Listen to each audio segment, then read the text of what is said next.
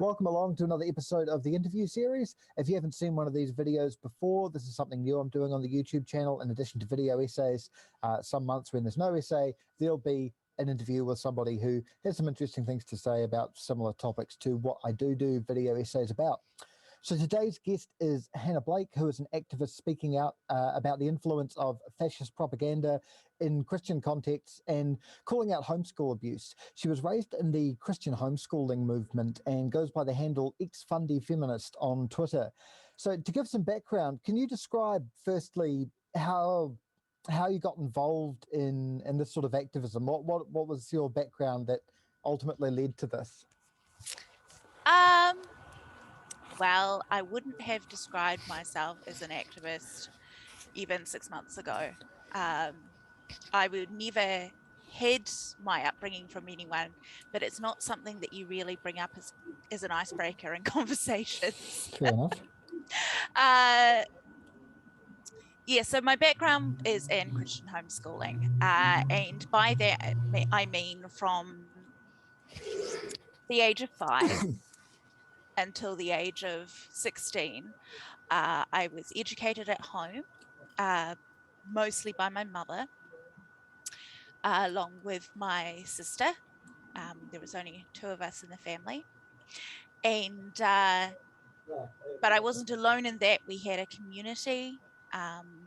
It wasn't like a commune or anything like that. It was just we all homeschooled, so we knew each other, and we all had similar beliefs. I'd say I had 8 to 10 close friends growing up, and then all their siblings. So it was a big community. There was never a lack of socialization in the sense of having people to hang out with. There certainly was in the sense of diversity. But so I was raised in that. And when I say Christian, everyone has their own background when they hear about Christianity, whether or not they ever belong to Christianity or still do so. So I'd like to explain just a little bit of what I mean by the type of Christian that we were. So I like to split it up into 4 different aspects. The first is Pentecostal. So we believed in the reality of the spiritual world. We believed in blessings, curses, things like you could say, oh, I feel sick, and that could give permission for demons to make you sick. So we believed in demons and angels and praying in tongues and prophesying, everything like that, all the like the laying on of hands, faith healing, everything. So, yep, definitely had that. Then we had the fundamentalist background. So this was things like the Bible is inerrant. It has no errors. It is internally consistent, and it comes from an external source. It doesn't just come from the writers, but that they were basically channeling God when they wrote what they wrote. Not that the writers themselves were God, but they channeled at the time when they wrote. So the Bible was considered to be basically a living document that was as relevant today as it was 2,000 years ago, or slightly later when it was all put together. But anyway, so there was that. We believed that the earth was 6,000 years old. We believed in 6-day creation, all of that. No evolution. And then we were evangelical. So missionaries were held in high regard. And we believed it was our job to live in such a way that people would be convicted of God's truth, and also to spread that when we had the opportunity, although we weren't particularly militant about it, thank goodness. And then we were also Messianic, which is the most difficult one for me because we actually do have some Jewish ancestry in our family. And I know that it is still very close to my family's heart, but the way that we went about it, it's been made pretty clear by the vast majority of the Jewish community that they consider it to be incredibly insulting, and was not I would say, a genuine experience of Jewish identity, but rather a co-opting of it for Christian purposes. Although my family would very much disagree with me there, but that is my conclusion. Yeah, so there's a lot there. There is a lot. There's a lot to unpack here. There is a lot to unpack, but that's right. So when I'm saying I was raised in Christian homeschooling, I was raised surrounded by all of these beliefs. It is an entire different view of the world than I would say the majority of Aotearoa has. And I left that slowly between the ages of 16 and 19. I had fully left it by the age 20. I got a lot of therapy. I subsequently became interested in following the rise of similar kind of thinking that I recognized as a pattern. ADHD, good pattern recognizer, and things like 4chan and Reddit, not because I agreed, but because I was concerned. So I actually watched the beginning of like the whole incel culture, everything like that. I watched that start, and I have followed it since.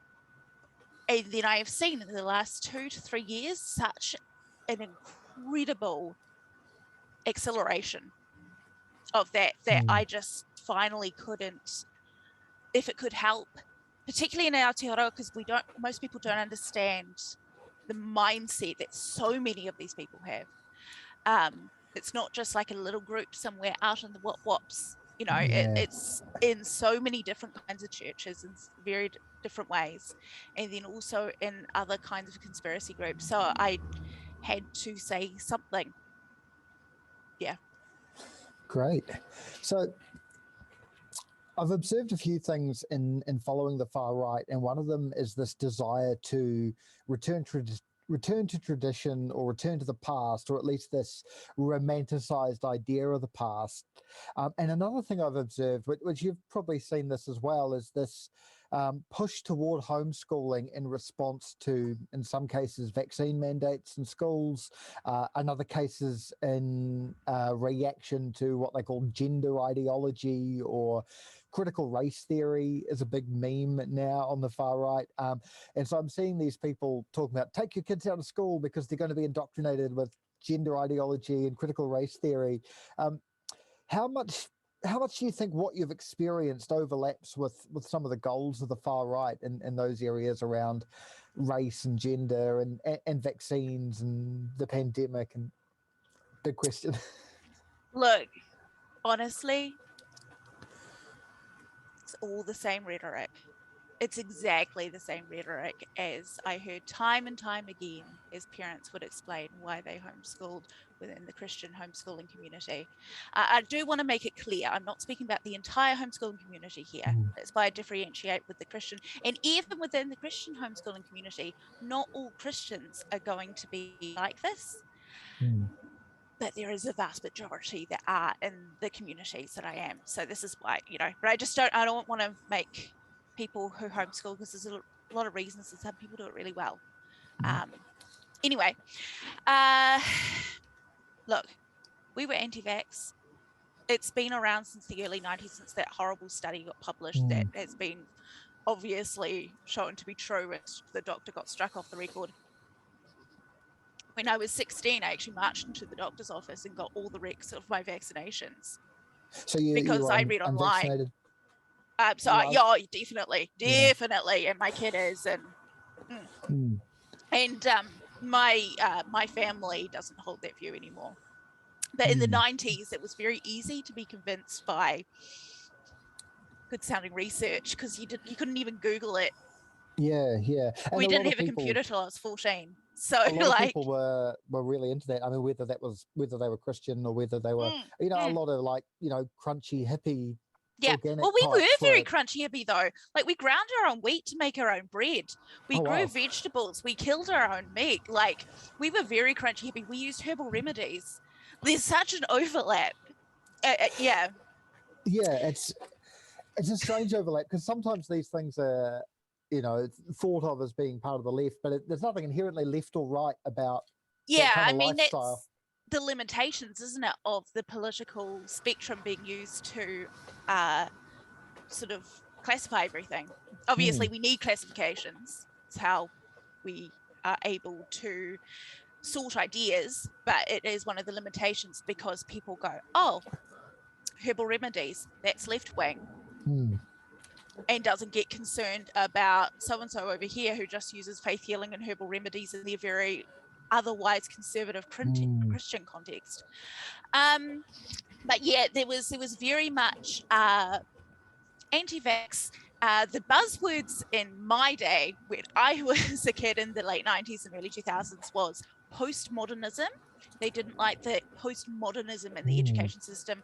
Marxism, always been it's the socialist mindset, which again were very vague words. Like, I don't think anybody, even the people who had been, maybe one or two people had even bothered to read Marx. And it's frustrating because if you look at those two schools of thought, they're very much at odds. like Marxism and postmodernism are not compatible schools of thought.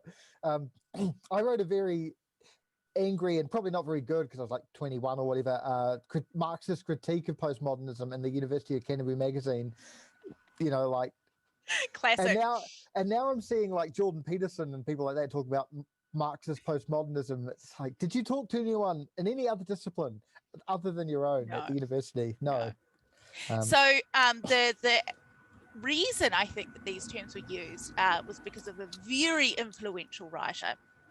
It was extremely popular in many different forms of theological belief, which was Francis Schaefer. So he, have you heard of his book? I haven't heard of his book, no. Yeah, so you should get a copy just to understand, because this was so influential on so many writers that later really pushed for homeschooling. So he had a book called How Then Should We Live? And it was basically this really bad, terrible, like, version of history where, like, the peak history was just before the Reformation. And it's like, that's when we peaked culturally. After that, it's been downhill from there. Morally, socially, everything has just gotten terrible. So they liked anything that they considered to be at all modern was inherently at odds with what they wanted, which was to bring back a very patriarchal society, a very church-infused politics. That was basically was seen as a way to keep the entire country safe. Because if you believed that there is a God that blesses people who obeys his rules, and the more you can get to obey his rules, then the more blessings, right? That's just logic in their terms. So, which is where you see like such a push in politics, which normally, like for the rest of the Bible, doesn't really fit, was because they're convinced that that's a way to like create a good nation. So so this whole sort of like not being sort of like trying to go back to traditional times where people got it right, which disclaimer, definitely not my views. Don't want to go back in the past whatsoever. Thank you very much. But this sort of like they idealized this sort of like, I would say in my group, 1850 to 1950s kind of sort of like men are in charge, women raise the children, everyone knows what they're doing, everyone has a place in society, and we all have enough for what we want. And it's just such a completely like ridiculous idea of what actually happened in history. But I guess that doesn't really matter if you won't open a history book that isn't written by a Christian. Yeah, I mean, just thinking about that time period. I mean, we've got 2 world wars, we've got the Great Depression, we've got the Long Depression, we've got the influenza pandemic. It doesn't sound like a time to romanticize, really. Well, yeah, I mean, that anything like pandemics, world wars, not just written off as this sign of the times. Like Jesus is going to come back really soon. This is just a sign, so it's not really seen as, well, on the one hand, it's not really seen as anything to do with what's happening in the culture. On the other hand, some people will try and blame it on what's happening in the culture. Depends which theory you subscribe to. But it was seen as a time. I mean, most of it was from an Americanized philosophy that came over here. So I don't think people even really thought about it making sense in our context. They thought it sounded good in the book. Obviously, in American context, it takes on way more concerning tones. Not that there aren't here, but like really concerning tones, because suddenly, like, I've gone back over the literature now and I'm like, oh, there's so many dog whistles here. Oh no, this is what they mean, which I missed being a Kiwi. Yeah, because if you're romanticizing that period of history, I mean, you're slavery, segregation, the subjugation of women, obviously, and even if you don't explicitly mention some of those things, if you're saying things were better, back in a time where we had segregation or where we had a really much more patriarchal family structure than what we have today, it's very implicit there that this is why it was good. Yeah, I mean, I wouldn't say anybody in the social group that I grew up in would have at all supported the concept of slavery. To them, that was a bad. But what they didn't understand was that they supported a lot of the concepts that led to it. So, yeah, I mean, none of them would have, all of them would have been appalled. It's a little bit like the pro-life movement, which is very much tied up in the same, appalled at the thought of like killing women. It's horrible. You want to save the babies, you don't want to kill women, but completely ignorant as to the actions having that outcome, whether or not that is their intention or not, which is something that I've had to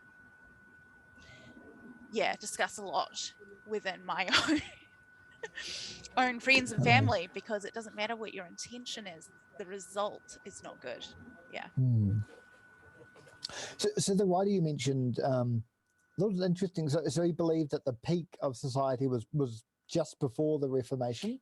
That was definitely one of the theories. Okay. Yeah, basically, right before they took over America. Okay. Right before colonialism happened. They sort of like, they had this idea that it was, peak society, basically. Maybe it was for white men. Maybe there was peak society, I mean, it doesn't really, it doesn't help anyone, I'm not, I say that tongue in cheek because it's, it's not useful to anyone really. But I think that's where they saw the most, the best in their term social structure that they agreed with most matched then. Before women even had a hint of having a vote. Because I was a little surprised to think, because presumably this is a Protestant writer of some flavor. Yes, Catholics were considered the whores of Babylon. Yes, but basically heathens. Yet pre-Reformation, like pre-Protestantism, this was the idealized past, or? Well, no, sorry, I should have said pre-Renaissance. Oh, okay. So yes, like just on that sort of like gap between Reformation and Renaissance. That's right. Just got it right, and then it went downhill. Yeah, exactly. Like right up when I don't want to use Martin Luther as an example because my family never liked him because he was very anti-Semitic. Oh, okay. Yeah.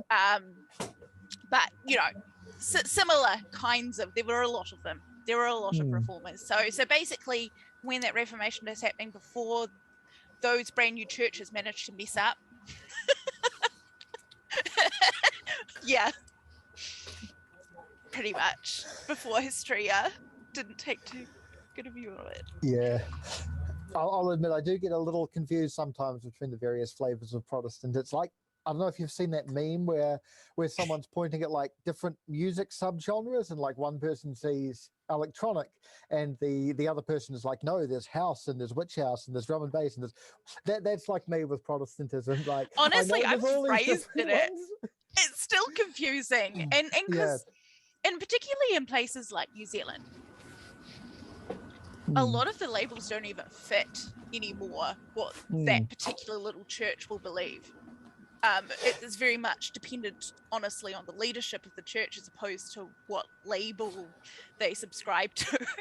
Yeah, and as far as I can tell, there's a lot of them where it'd be like a parish in the United States 100 years ago split over some dispute, and everybody's dead now from that, and they've forgotten what the dispute was, but now they're two different Protestant churches. And that's why you see a lot of, since the evangelical wave of the charismatic wave of the 80s, a lot of churches abandoned their, like, we're Wesleyan or we're Methodist or whatever, and took on just new names like Church of Christ or Living Fruit or whatever, as a way of sort of being like, we are non-denominational.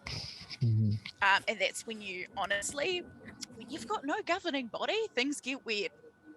Things get weird really fast because you've got nobody to be like, hold up, this doesn't sound like a particularly great idea. Yep. Yeah, I mean, the other stuff I've been looking into is people on the far right adopting like radical traditionalist Catholicism, and that's, maybe a little easier to... Yeah, exactly. And that's maybe a little bit easier to understand, although, within Catholicism, there's probably as many different sects as there are, like within Protestantism. It's just that they all supposedly are all part of the same church. But like, yeah, at least the Pope's come out recently, condemning some of these radical traditionalists, because saying, look, we changed church doctrine in the 1960s.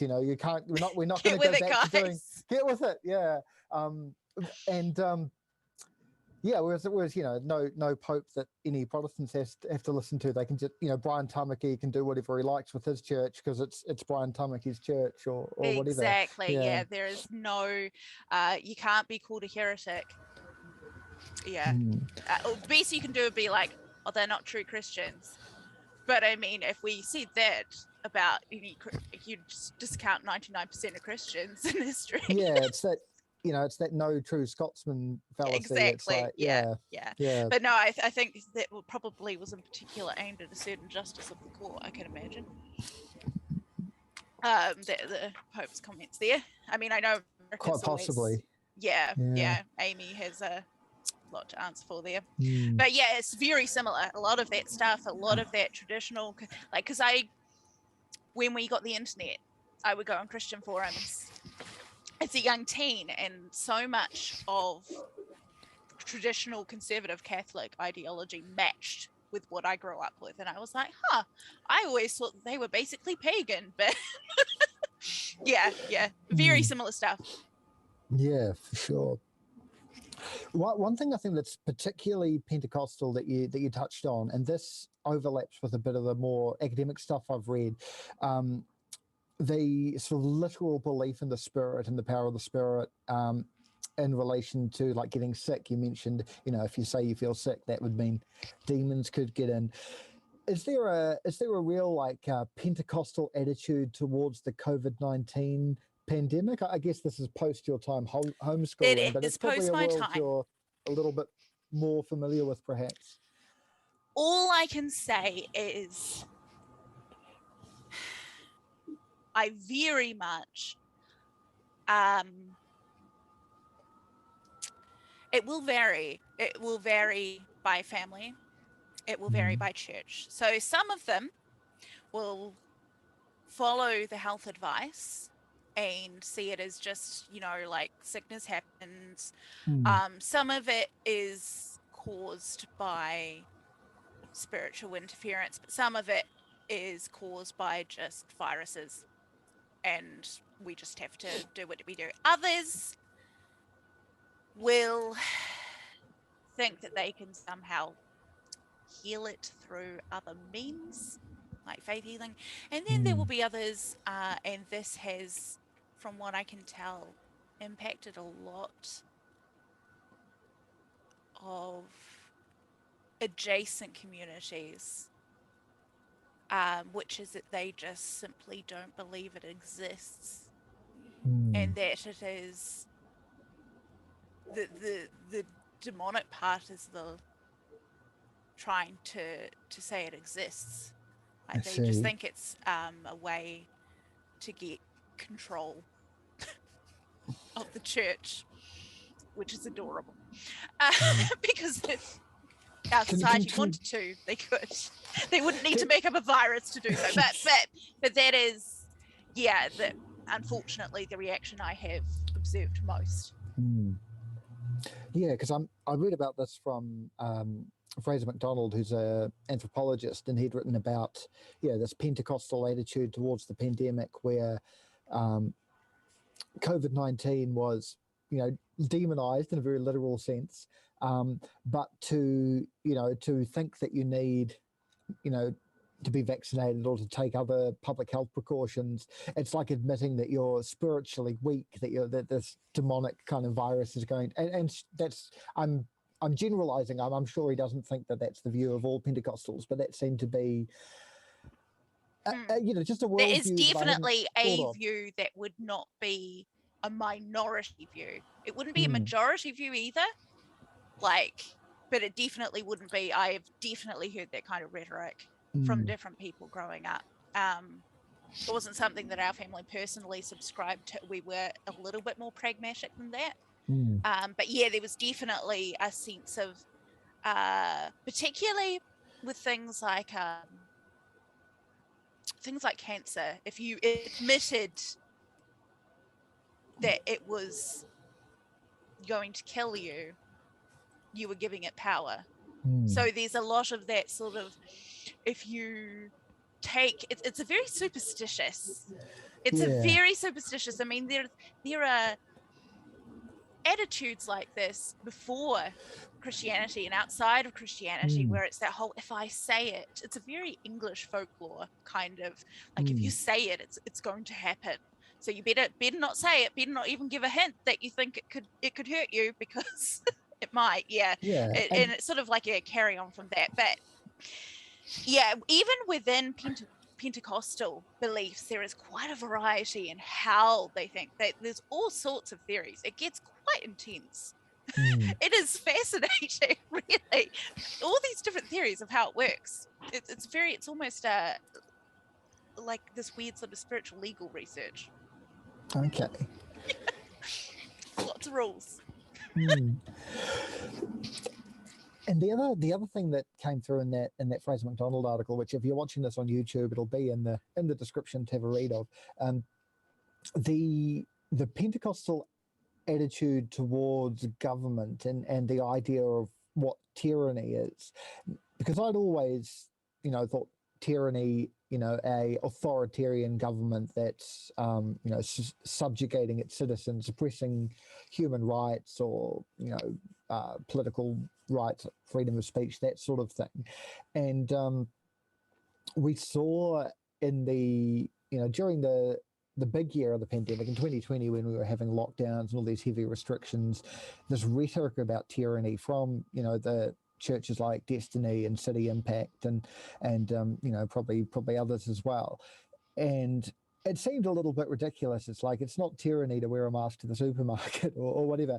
But I think perhaps what maybe a lot of more secular people had misunderstood was that for these particular Christians, they didn't see tyranny as the government subjugating its citizens, but tyranny as the government going against the higher authority of God. And so having restrictions on church services that meant people couldn't go and practice their faith was far more tyrannical than it might be for a government to restrict free speech by, some of these churches would probably support a lot more book bannings than we have now. But real tyranny was when the government, oversteps its bounds as a subservient authority to God. Is that attitude towards government and towards towards authority that that you've encountered?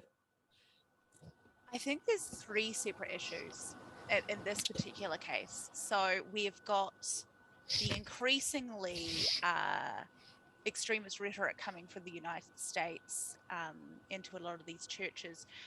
From what I observed from the small connections that I still have to the community, in that early lockdown period, that first one, everyone was on board.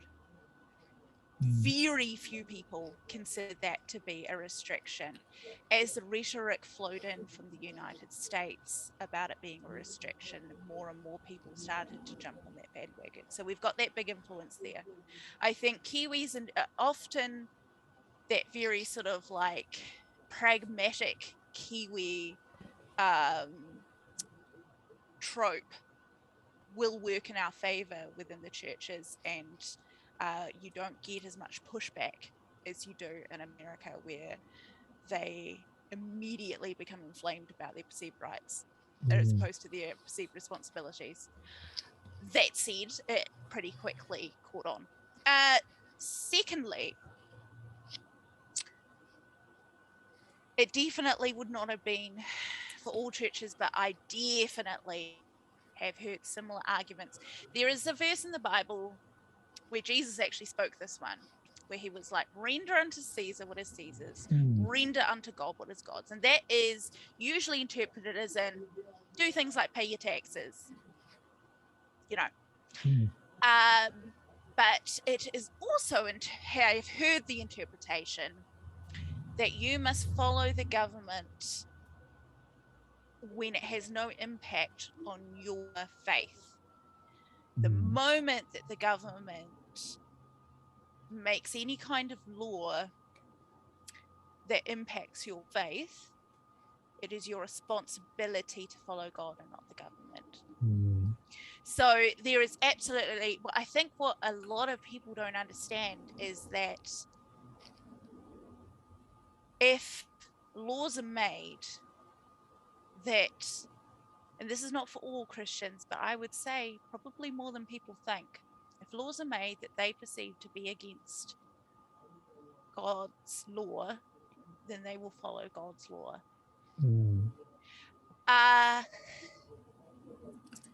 In regards to masking, that seems to be like a really American thing that has now caught on. I mean, there's even a verse back in Leviticus that says to put on a mask during a disease, so that's by the by. But certainly not being able to go to church to join together was a big one. I can imagine that being quite upsetting for a lot of Christians in a more extreme or conservative framework, and one that they would have pushed against quite a lot, because it is a command in the Bible to not forsake meeting together. So they would have been like, well, we can't, like, that's more important than the possibility of catching a disease as soon as that first panic was over. So yeah, absolutely. Christians are very dutiful, usually very law-abiding, until the laws contradict. And you know, a really good example in my own community was the smacking law. Ah, yes. Because they considered that to be a contradiction to God's word, which was that you need to train up a child, and there's a verse I can't quite remember, but it does mention a rod, and so they considered that to be a contradiction to God mandated discipline strategies, and so it was brought into law after I had aged out of that. So I cannot say for certain, but it would absolutely shock me if they weren't still using physical discipline. Absolutely shock me if they weren't. Yeah. And I guess another recent law change would be the ban on conversion therapy. Oh yeah, no, absolutely. 100%. They won't say, I mean, there's a lot of things, and there's a lot of things that you won't know about communities like this until they can trust you. But there is 100%. Again, I would be absolutely shocked if people actually abandon it. They'll just rename it and tell their kids to be quiet and scare them by saying that if they say anything, they'll be taken away and their parents will lose their jobs and all that kind of thing, like they always have. I remember some of the rhetoric I saw on like far-right spaces, like sort of Christian-adjacent far-right spaces around the conversion therapy ban. It's like, oh, the government's going to make it illegal to, you know, pray for somebody who wants to, you know, be their assigned gender at birth, or, you know, wants to be heterosexual. And it's not what conversion therapy is, but I think I imagine we're going to see a lot of like boundary pushing in terms of what is praying for somebody to, you know, find their sexuality that they want to have, and what is actually pushing them to have, you know, the sexuality their community thinks they should have. And see, the thing is that some Christians, like those that grew up in an Anglican tradition and that kind of thing, will see praying as a 5-minute thing that you do, probably with like a scripted prayer. My husband grew up Anglican, so this is where I'm getting that reference from. It's great. He never even read the Book of Revelations. But so prayer in the context that I grew up with could be a 5-hour-long session. Oh, wow. Yeah. Like everyone in a circle, laying on of hands, extremely intense. We would do days of fasting where all we would do is read the Bible and pray for the entire day, from sunset on one night to sunset on the other. So when you say, you know, I'm going to pray, you know, we're going to pray for our children to not be gay, has quite a different context when you have, like, say, maybe, I don't think an Anglican Christian would actually do this, but you know, it will be quite different context from like a little 5-minute prayer, maybe even to yourself, like at night before bed, to like, we're going to pray intensely for you for 5 hours that you will not be gay, and we will quote scripture, and we will try and cast out demons. And, you know, I tried to perform self-exorcism on myself because I was bi, and I thought that was caused by a demon. So, you know, and I know absolutely 100% that many of these people still hold those beliefs. They can't not, according to their worldview. Like, they would be giving up everything to not. So, yeah, it's really hard for those boundaries, and some of them probably will feel very much as if the government is trying to stop their faith. When they say, I'm sorry, you can't have a 5-hour prayer meeting over a child to try and cast demons out of them because they're gay. That's not okay, you know. But I think mostly the legislation was aimed in like a therapy context as opposed to a church context. I don't think that they're trying to go after churches at all. Even if privately, I think maybe they should. But you know, I think they're very much trying to go for like counselors, everyone who's like is assigned to a legislative body, and like, you can't send your kid to somebody that signed up as a medical practitioner and have them say something that is incredibly harmful to that child. That is not okay, and that is what I believe the legislation was aiming at. I don't think that they've got even much of a concept for people that write the legislation of what happens. And it wouldn't actually be illegal now to do a 5-hour prayer session to cast out a demon that's making the child. I mean, they're not, but you got to keep up the fear, you know, that is a big part of how you keep people too scared to even question things. Because that rhetoric that I was reading, it's it's quite possibly a very deliberate misreading of law to try absolutely. Bad faith. They will interpret anything in bad faith if it suits their worldview. And you know, there's so much in the Bible, particularly the New Testament, that talks about persecution, and nobody in Western society is persecuted because of their Christian faith. It's not happening. There is no such thing. But they're so There's so much about it, and they're so convinced that Christians have to be persecuted when we're getting near the end of days. And to them, we are getting near the end of the day. So where's the persecution? So they basically make it up. They will misinterpret things to make them feel more persecuted. And it's like, I know that they like, this is all they would, I'm blaspheming, this is heresy, but from that context, I have to say that's really what I think happens. They just, yeah. Anyway. Yeah. This just reminded me of, another one of these areas where I've seen some of this Christianity overlapping with the far right. And as they're saying that, when you're used to privilege, steps towards equality look like yes, oppression. Exactly. It's the same thing we see happen in wider society. Mm. Parliament 50% woman, like, this whole sort of we are losing when we are just giving equal space and not even equal space to some space. The use of te reo in calling New Zealand Aotearoa is insulting to them because they see that as a loss of their power as opposed to a sharing of it, which I suppose makes sense coming from a point of view where you can only have a power structure where only one thing is in charge. But agree. Because one thing we saw, after the mosque shooting in 2019, the government did make these sort of symbolic overtures to the Muslim community. One people talk about a lot is Jacinda Ardern wearing the hijab, but then there was also the adhan, the Muslim call to prayer, being played on RNZ and TVNZ.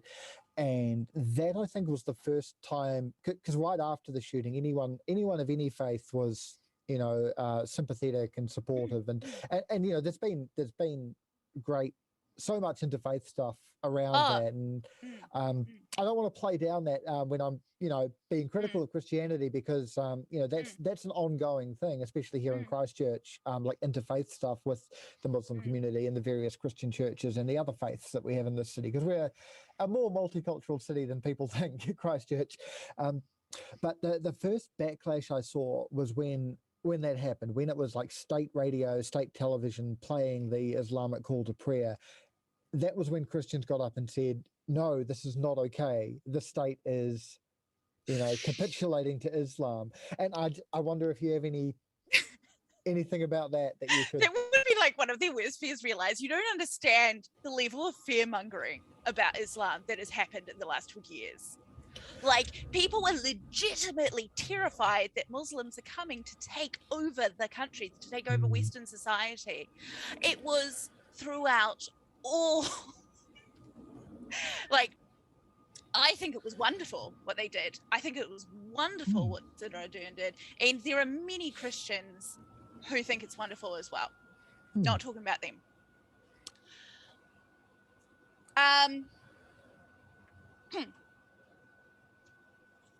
The evidence magazines.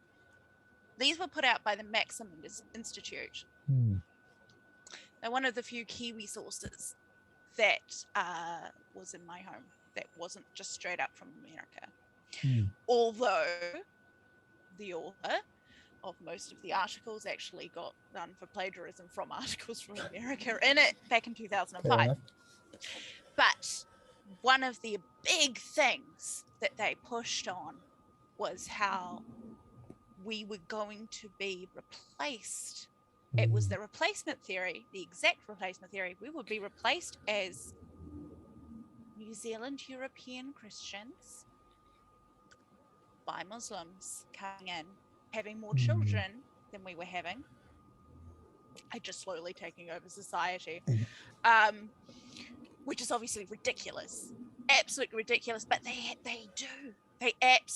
feel, and a lot of this goes back to the concept right back in the Bible, where you have that split happening, where you have Abraham. Was it Abraham or Isaac? One of two sons. I'm pretty sure Isaac was the one that was like the father of Israel, and then there was the other son, Ishmael. And according to theology, Ishmael was the father of the Muslim nations, and then Israel was Israel, and then Christianity, obviously, even though it can be wildly anti-Semitic at times, identifies with Israel, which is why they go on about Judeo-Christian heritage. So they believe that there is an eternal spiritual battle going on between Christians and Muslims, and one of them has to win. It's horrible. Like, this is so Islamophobic. It's horrible, but it's what they believe. It's in all of their literature. And so when that happened, that would have just absolutely set them off. They would have been like, oh no, this is, I can imagine, apart from that immediate like shock and horror, because everyone would have been shocked and horror. No one, I think, wants, at least from the community, wants anyone to die. They might want them to be converted. They don't want them to die. But then their thoughts would have been, oh no, what's this going to mean for our society? Are we going to be forced to accept more of what they consider to be the ultimate enemy? Which is just, yeah, it's just horrible. But yeah, which ironically, the people who hate Muslims often hate Jews and Christians as well. Like, it's a whole thing. But yeah, that is very much there. So you would have immediately seen it, because, and for like the last 20 years at least, particularly since 9/11. Yeah, exactly. Big thing. Yeah.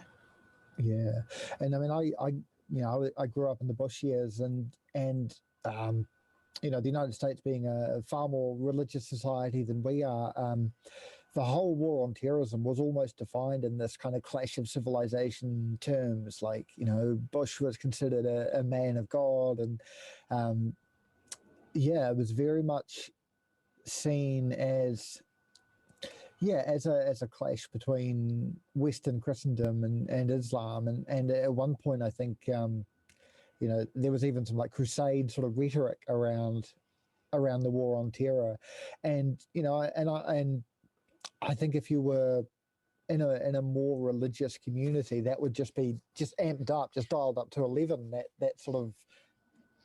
I have a diary entry.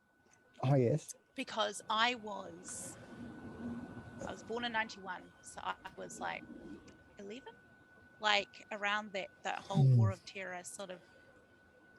So I have a diary entry from that day because we watched it on television. My parents like got the antenna working for like the first time in ages. It was a 1980s television. Oh, wow. And the entry as quotes a verse from the Psalms, which says, "Why do the nations rage and the people plot a vain thing? The kings of the earth set themselves and the rulers take counsel together against the Lord and against all his mighty."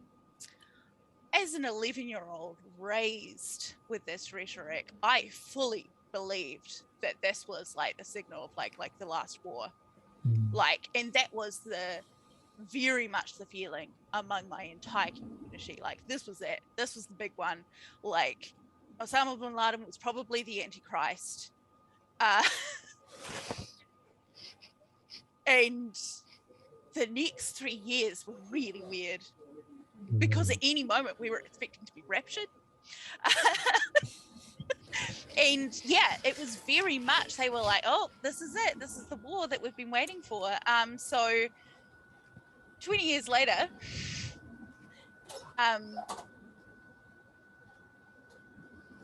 they're still waiting for it. They still think that it's like, you know, now some schools of thought have started to split off. They're like, oh, maybe it's not coming from Islam. Maybe it's coming from Europe or the woke people or global Marxism or whatever. But it was very much that feeling. So that immediate gut reaction from a lot of these people that believed in these things would have been like horror at hearing that over the radio. Absolute horror. Like, you might as well have just put up a satanic service on there, as far as they were concerned. Unfortunately. Yeah. Yeah. And I would like to make it clear that this very much does not represent any of my beliefs at this stage at all, in any way, shape, or form. Do you mind if I ask, what's your relationship with faith now? I am agnostic. So when I fully came to the realization that I could no longer hold on to any of the worldview that I've been brought up with, that I no longer believed that the Bible was true. I remember I was so dizzy, I actually fell down on the ground. I was on Mass University campus, and I had just taken a philosophy class, and it had nothing to do with that philosophy class. But this isn't a God's not dead sort of scenario. No, nothing. We never discussed anything explicitly religious in that class. We did brush up on our critical thinking skills, however, which helped, although I had been deconverting for years. So I don't want, yeah. But yeah, I literally couldn't stand up. And after that, I went to bed for about 8 weeks. You're just in a complete dark depression because everything I had believed to be true was no longer true. But I made myself a promise at that point that I would no longer hold anything to be true just because it made me feel safe, rather than because I really genuinely believed it to be true. I would be more comfortable sitting with unknowns.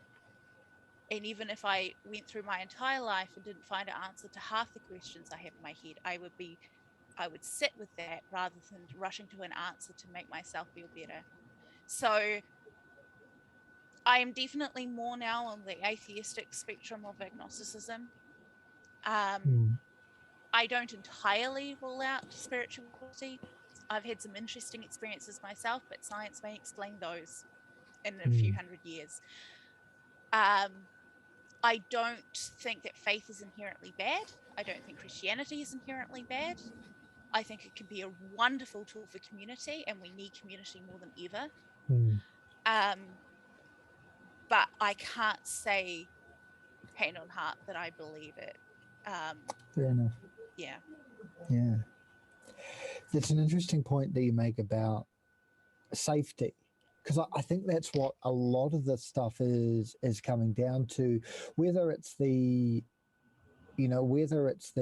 particularly Christian variants of it, or whether it's the just the wider fear. It's a fear. People talk about Islamophobia, and it is a phobia. It's a fear that Muslims will come and they'll have more children and they'll take over and you'll live in a society that's totally different. And it's a lot of the far right that I watch. It's about it's fear based. It's about keeping their safe little bubble where they are the ones in power and in positions of privilege.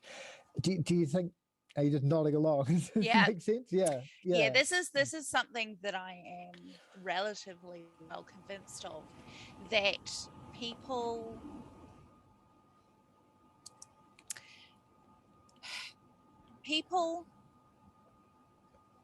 are always, as humans, we like familiarity. So there's that very base human instinct of what I know is what is safe. And society has been through quite a lot of rapid change the last 200 years, and it is continuing to rapidly change. And as you said earlier, for people, a lot of people, when they have had the position of holding all the power, sharing that power feels like losing all the power, even though it's just sharing. And also, I think we've treated, and I'm speaking here as a Pakeha woman raised in Christianity, fully aware of our nation's history, I think that we, us New Zealand Europeans, have treated other people pretty appallingly. Pretty appallingly. I think we continue to treat them appallingly. I think we've treated them even worse historically. And I very much think that whether or not people are consciously aware of it, they don't want to be treated how we treat other people. They do. Because their only reference point for power is how they've used it. And they haven't used it well. And so I think that they are scared of it being used against them as they have used it against others. And that, I think, is at the root of a lot of politically motivated alt-right extremism and Christian extremism. Which is not particularly, to me, spiritual. That is a very just base fear kind of thing. But will people reflect on that? I don't know. But yeah, that is what I currently hold to be probably my most accurate take on the situation. Yeah, I mean, I think that that fits with so much of what I've seen. It's that fear of losing power, and the fear that talking about the Great Replacement. If you look at the history of colonization of this country, the colonizers did believe that the supposedly inferior indigenous people would be replaced by a superior race, and I think that people talking about the Great Replacement today, they probably have some innate awareness of that history and really do feel that now they're going to be on the receiving end. I want to come back to something we've touched on a bit, which is the stuff around gender. You talked about like reading about incels and things. A lot of the far right and the incels are kind of adjacent to that, are getting into these really traditional, really patriarchal ideas around gender, and a lot of the anti-LGBTQ stuff comes in with this as well. Do you have any thoughts on some of that stuff? Again, big question. Do I have any thoughts? Yeah. Probably have a lot of thoughts. Yeah. So I think that there are two things that I would say are at the root at play here. The first thing is just a general history-wide, most societies-wide thing, where the only way to track that whether a child is yours or not is whether or not you control the person who's giving birth to it. Because a woman's sure, speaking as a woman who's had a child, woman is sure that their child is hers. There's no way to it. But a man is never entirely, we've got genetic testing these days, but throughout history, men have never been sure whether or not that child is theirs. And the only way that you can try and do that is to try and create these rules around marriage, around relationships, to try and make sure that your DNA gets carried on, basically. Now, I'm not saying that's like that concept of wanting it to be yours. Like, I'm not saying that's necessarily a bad concept. What it's led to, though, is pretty bad. Obviously, patriarchy, not great. That's the whole origin of patriarchy, isn't it? Yeah. So we've got that sort of like, and I think that underpins pretty much all the biblical stuff to do with, marriage and virginity and purity and all that kind of thing. I mean, it all underpins, because how else? And if Mary wasn't a virgin, how could we be sure Jesus was God's baby? Sorry. Yes, sorry. But and a lot of people have a lot of theories around that one. But it's that sort of like, in the Bible, they recount the family lines.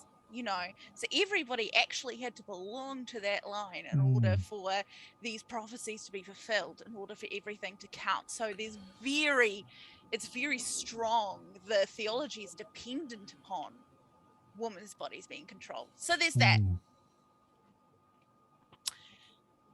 Second point, which is related to that. So a lot of people, I actually just wrote a post on this yesterday. A lot of people seem to think that for the Christians who are anti-queer, that it's just because they don't understand. They don't understand same-sex attraction, or they're afraid of it because it makes them feel icky. I don't believe that to be the case at all. There were a lot of people who considered themselves former. Personally, I don't think that could be a thing, but their identity was that they were former members of the LGBTQIA2S plus community. So the way that sexuality is viewed is that the whole point is fertility. The whole point is to go forth and multiply. That is the entire reason. Anything else, a bonus. Nice if you get it. If you don't like it, bit tough really. God has commanded you must go forth, subdue the earth, and multiply. That's your job. That is your basic job. Unless you were called to be like a missionary and God has said that you should be celibate. But for those of you who aren't, your job is to have kids. So it's not that they see any kind of sexuality, where it being birth control, contraception, to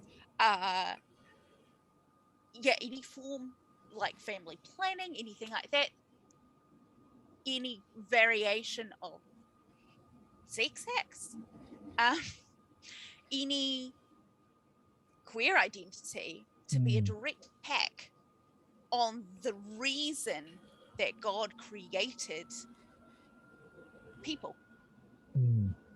So you're not just like, it's not something that's going to be solved by them being like, oh, it's okay. Like, to them, God can't be okay. It's not just a verse in Leviticus where it's like, a man shall not lie with another man, or it's not just a verse in the New Testament where it's like a woman went and did unnatural things, and so men then turned to each other. It's got really, if those verses weren't in there, I don't think that they would have much of a change in perspective, because it's a fertility cult. To be quite blunt, it is a fertility cult. Everything revolves around having children and then using those children to perpetuate your belief system within society and to control society by having children. So, and this goes even in a non-Christian context, that they don't necessarily subscribe to a God made us that way, but they do subscribe to our job is to try, like basically, that whole, they've twisted the whole sort of like that Darwinism of like the fittest, and they're like, we have to win. It's a war of cultures, and ours has to win. As they type behind their computer, but and so they very much against it for similar-ish reasons. They take the God out of it, but they still are convinced that the way that we win against other cultures is by outmanning them literally. Yeah. Yeah. And I see so much of this on the far right, this fear of, it's the great replacement stuff. It's we will be replaced.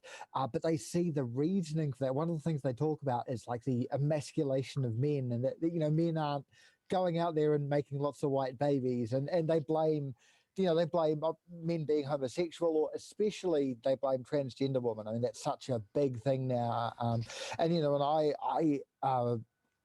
Telegram, far right Telegram can barely go a day without talking about me, and so like they'll talk about me like I'm criticizing their worldview, so I can't really be a man. Yeah, So they often say yeah. I must be transgender, but there seems to be a debate over whether I'm like assigned female at birth or whether I'm assigned male at birth and it's this bizarre obsession with people being transgender. With realistically, they're much It's more because visible now, but they're a small percentage of the population. But yeah, it's all about that. it's because they see the worst insult to be a woman. Absolutely, being a woman is the worst thing that you could possibly be to a man like them. Yeah, exactly. Which is so sad, and ridiculous. But they very much, when you subscribe to the idea that you are superior to another gender, then anyone who disagrees with you must therefore be inferior, must therefore be tied to another gender, which is why you've got the whole like soy boys thing, the whole like Chads versus forget, all the memes, and I understand that a lot of them are ironic and they're meant to be funny, but too many people mean it seriously and just use it as a cover. But absolutely, they see what they perceive to be the feminization of our society. And this was a big thing in the church as well. This definitely crossed over. There was a lot of we've got to have men's retreats. We've got to learn how to be real men. We should be like either knights in shining armor, or we should be some other like historical romanticized version. And we have to learn because men have been they saw feminism as like one of the ultimate enemies of the church because it was women stepping out of their place, stepping out of their God-ordained place, and it was ruining everything in society, absolutely wrecking it. Look, our birth rate is dropping because all these feminists are just having like abortions all the time, or they're being lesbians or anything like that, and so it's very much tied into, again, basically we're scared because we're not having as many babies as we want. Absolutely. And there's a word we haven't said yet, but this brings it to on the far right, and this will definitely overlap the whole trad wife idea. What's how is that something you've seen that matches a lot of your background in like Christian homeschooling? Oh God, yes. Okay. Teacup. I love this teacup. It says His Lordship. I get to drink out of it. I have so many teacups. My God. Yes. So, according to the theology I grew up with, as a woman, you were created by God to be a man's helpmeet. They like this word, helpmeet. So your identity was not fixed. You didn't have your own goals, dreams, or aspirations, which honestly made me feel so adrift when I was a young teen, because you're just waiting. You're waiting until you meet your husband, and then you get to form the rest of your identity because your personality had to be molded around it. There was no point in trying to like invest too much energy or money into interests of your own, because it was probably just going to be a waste of time, because your whole purpose was to serve him and have his children. So they considered the woman's role was to serve a man in any way that she could, whether or not she agreed with him, and whether or not he was even a Christian. In fact, it was considered to be a way to convert your husband if he wasn't a Christian by being the perfect wife. And so a lot of this was around running the perfect home,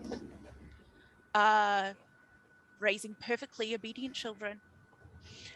So my education, thankfully, my parents were always slightly more liberal, which is funny, but within our context, they were. And they always encouraged us to go to university, everything like that, which was frowned upon. And so I did still get an education in a lot of traditional subjects, But a lot of time was spent on learning how to manage a home, on learning traditional feminine arts. So I did classical ballet, I sang classical opera, I played piano, I embroidered, I crocheted, I quilted, I could garden, I could create a menu, I could cook so many different things. By the way, my husband does 95% of the cooking. Kind of tap me out on that one. But yeah, so much time was spent for women to learn all these, what they considered traditional feminine arts, because that was literally their job. Anything other than that was like, oh, if you're lucky, you might get a couple of years to go on a mission trip or something like that. But otherwise, it's pretty much what you need to do. You need to be creating the perfect home, the perfect peaceful home. And that is honestly exactly what you've seen in the trad wife movement. They just take the religion out of it. Yeah. Yeah. And it's interesting about this being a way to convert a man as well, because I mean, for these young men who are like online and self-identifying as incels, or even the ones who aren't self-identifying as incels but have a reaction against feminism and modern woman or whatever, they start looking for this, and that seems to be an entry point into Christianity for some of these men. I have a horrible story. Oh yeah? I have a horror, and this is one of the things that I am most ashamed of in my life. And if he watches this, I am so sorry. When I was 19, I joined the local, I went to UCOL at the time, so it was the student like politic union or whatever it was. Union, student association. Yeah, student association. That's it. I joined that as a class rep, and I met a very lovely guy who was a Labour supporting atheist liberal. Dated him for a year. By the end, I had deconverted from Christianity. He had converted to Christianity based off my incredibly impassioned, persuasive arguments, and had gone on to support New Zealand First. And I really, I really hope he's not now, and I am just, I'm not going to name names or anything like that. But yeah, I pretty much did exactly that, and it was horrible. And I'm so ashamed. I mean, to be fair, I was coming out of an incredibly messed up upbringing, but that is definitely one of the worst things I've ever done.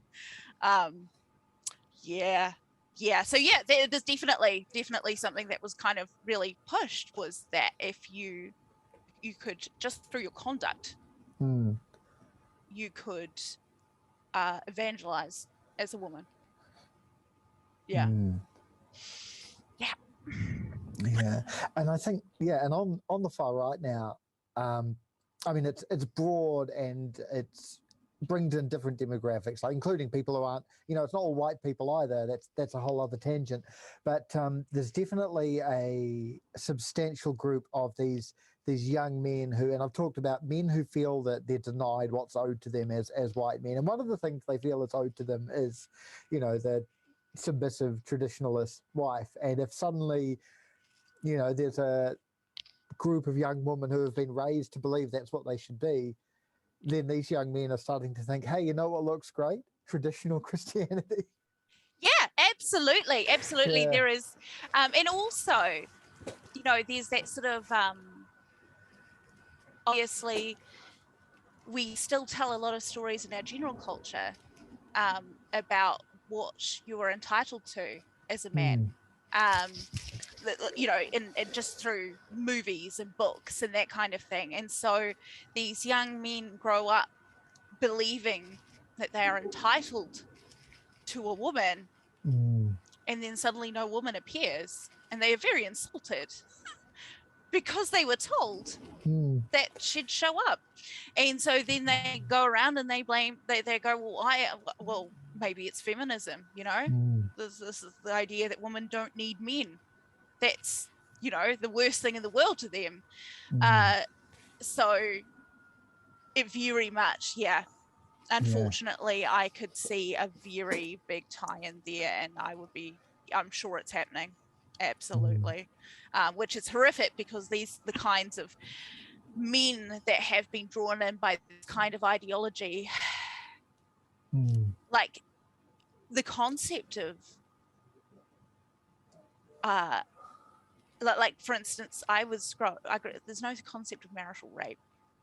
Wow. There's no concept of, there is definitely a few provisions, like if he's molesting children or something like that, then you can call the cops, but you still have to stay married. You still have to visit him in jail. You still need to pray to him. You're never allowed to get divorced. So these young women are going to be in horrific situations. You know, and even if you're in a relatively happy marriage but have not believing in birth control, 12 children, that's a lot of children. You know, and when you start so young, you don't even know who you are, and you don't even have the time. It's tragic situations that it's pushing people into. It's really sad.